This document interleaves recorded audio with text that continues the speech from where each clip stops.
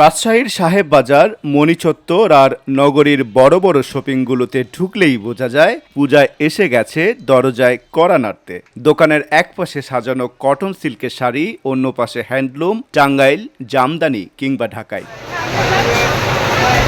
চারিদিকে রঙের উৎসব, লাল, হলুদ, গোলাপি থেকে শুরু করে আভিজাত্যপূর্ণ রূপালী আর সোনালী। যেন এক একটা শাড়ি পূজার আনন্দেরই প্রতিচ্ছবি। শুধু শাড়িই নয়, তরুণীরা এবার বেশি ঝুঁকেছেন লেহেঙ্গা, গাউন আর ফিউশন ড্রেসের দিকে।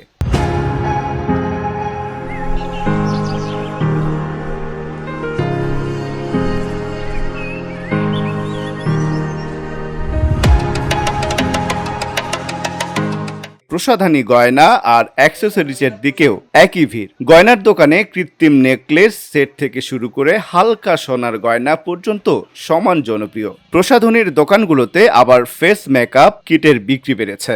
স্থানীয় সংস্কৃতি বিশ্লেষকরা বলছেন, পূজার কেনাকাটা শুধু বাজারের বাণিজ্যই নয়, এটি আসলে পারিবারিক মিলন মেলা ও আবেগের অংশ।